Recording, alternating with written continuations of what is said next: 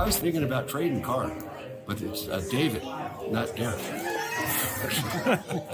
Even though this season has been a historically bad season, Josh McDaniels has taken a playoff team and run it completely into the ground. Well, because Mark Davis says that Genius Josh is the future, Rome was not built in a day and he is going to be the coach for years to come. The Raiders are now in a position where they need a scapegoat for this season. There have been some ideas floated in the past, and now all eyes are on Derek Carr, even if it may be erroneous, as Derek Carr has looked to be one of the few bright spots on this team this season so far. Anybody who doesn't actually work for the Raiders or the biggest media outlets in the world is frustrated at Josh McDaniels during these games. Even some of the Raiders' own beat reporters who are afraid of Josh McDaniels, afraid of criticizing this guy, especially at press conferences, cannot help themselves during the game, and they are pulling their hair out saying, Josh McDaniels, why?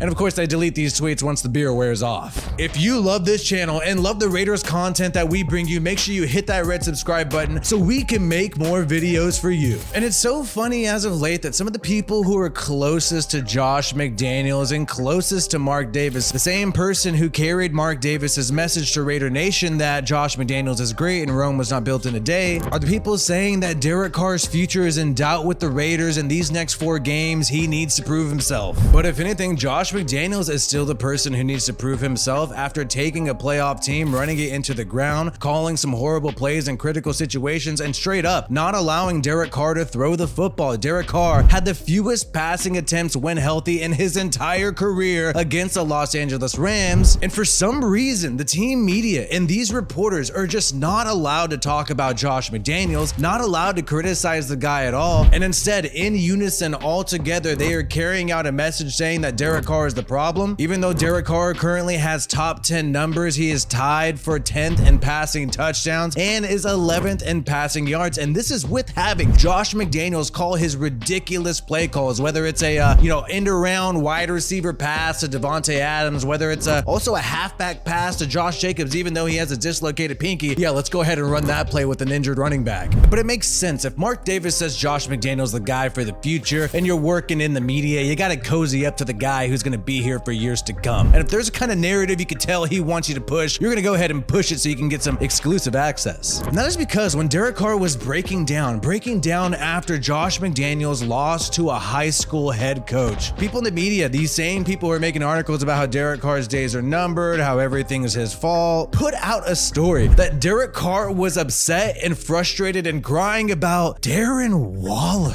Darren Waller, the guy who had not even been on the team for weeks. For all of a sudden, we're supposed to believe that Derek Carr is just super angry at Darren Waller because Genius Josh lost to a high school coach in Jeff Saturday. And just like now, they are saying league sources have indicated that the Raiders are going to move on from Derek Carr. Back then, they said team sources said that they're all frustrated with Darren Waller. And the implication is that Darren Waller was milking an injury, but come on here. Well, hold on one sec. Is this the same Darren Waller who said to Heavy.com that he was ready to play in the Rams game? He even said, yo, I'm ready to go. If they want me to play, I'm going to play on Thursday night. And then Genius Josh McDaniels decided not to have this guy play. And now we're in the situation where Josh McDaniels is not even committing to Darren Waller and Hunter Renfrow returning this week, even though they're practicing. And this rumor was so false, pushed by these same reporters who are cozy with the team, that Darren Waller had to come out himself and debunk these rumors. And Derek Carr had to address these rumors at the press conference saying, no, I would never put some blame on an injured player. Oh no, when it comes to injuries, I've been through injuries, and there's some that you can play through and there's some that you can't do anything about. I was not talking about anybody like that.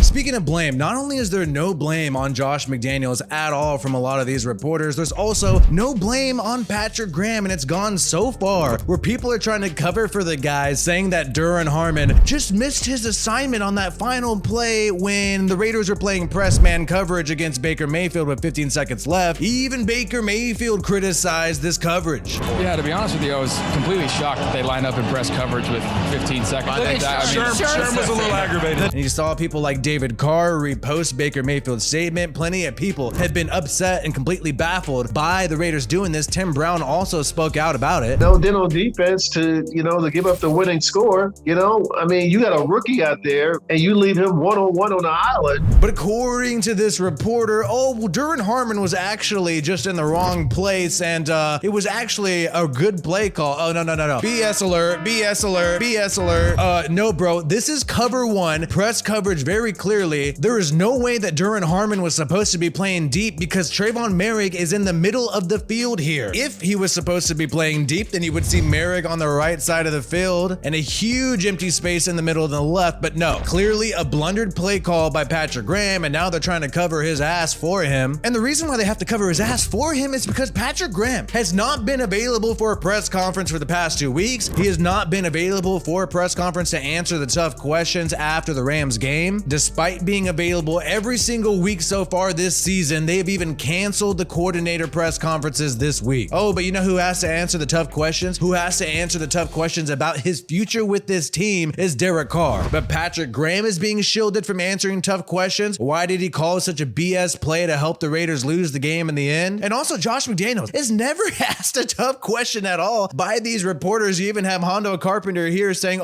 he couldn't talk to Josh McDaniels about Derek Carr's future today because there's a game coming up and we got to let Genius Josh rest his little noggin. So these guys are all on the coach's nuts. They're pointing fingers at Derek Carr, pointing fingers at Darren Waller. And I'm just waiting. Is anybody going to ask Josh McDaniels a tough question this year? And the most perplexing thing about this is after these devastating losses, Josh McDaniels doesn't seem upset. I mean, he seems fine. It's almost like he, doesn't mind losing.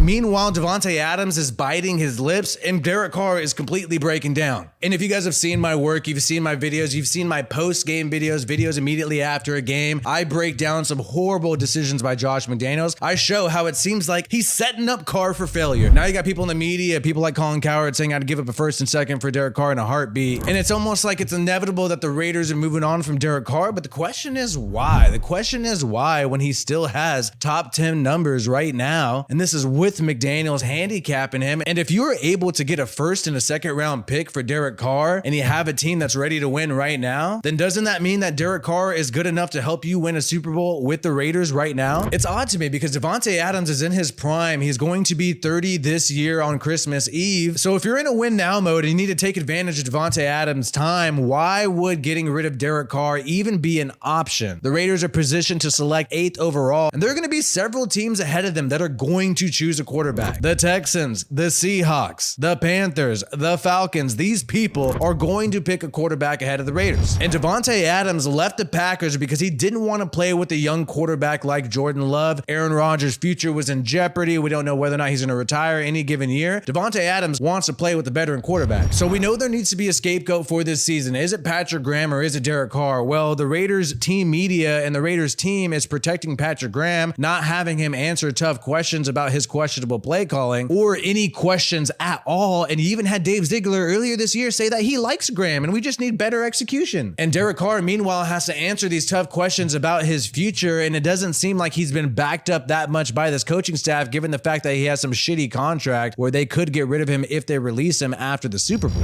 And the only way that it makes sense to me, if this was the plot all along, if this was the plan all along to make Derek Carr look bad, have genius Josh McDaniels blow leads and blow games in historic fashion, point the finger at Derek Carr, protect Patrick Graham, and move on from him for a different quarterback. Now, there are 3 ways this can go, and I'm going to let you guys answer in the comments below which way you think this is going. The Raiders could draft a rookie. Maybe they only get the 5th or the 8th pick. There's no way they get number 1 or 2. There's no way they get CJ Stroud or Bryce Young. Maybe they just draft a guy, have him sit for a year under Derek Carr, and move on from Derek Carr next year. Run it back with Derek Carr in 2023. That's scenario A. Now, scenario B, looking at the free agent QB class, there is nobody who's an upgrade over Derek Carr. There's nobody who has more familiarity with Josh McDaniels recently than Derek Carr. So it doesn't make sense to get somebody like Jimmy G, who's having surgeries all the time. He's always hella injured. Or somebody like Baker Mayfield, still very unproven and had that horrible shoulder injury when he was in Cleveland. The only one who's more familiar with Josh McDaniels' system is Brady. I personally think if they end up moving on from Carr and getting Brady, that will only prove how this was sort of set up in the beginning to sabotage Derek Carr, and this will just be Mark Davis getting his dream just like he wanted to get Brady back in 2020 like Dana White said. Or scenario C, where it turns out Josh McDaniels was not sabotaging games, he's just made some darn honest mistakes. And now they get it together in these next 4 games, somehow beat the Chiefs, somehow beat Brock Purdy and the Niners, somehow beat Bill Belichick and the Patriots, and also wipe away the Steelers, and Derek Carr continues to be the QB. All of this is just noise and smoke, and maybe they go get a new backup, somebody else to play Jarrett Stidham's role in the future for these next few years. These are all the scenarios that can be happening, but I think we need to pay attention to the noise, pay attention to the coordinated effort where everybody's saying the same thing about Derek Carr. And I do feel like this year with the Tom Brady news, this makes a lot of things different. Josh McDaniels, I don't trust the guy. I think he's shady. I don't think he's been trying his best this year at all, in my opinion. And I would love for Patrick Graham to still answer some questions about that Rams game, even though we're going to have the Patriots game and then they're going to have the coordinator press conference the following week. Let's hope these reporters who love asking the tough questions and love getting to the truth bring up the Rams game with Patrick Graham, since they didn't get to ask about it this week.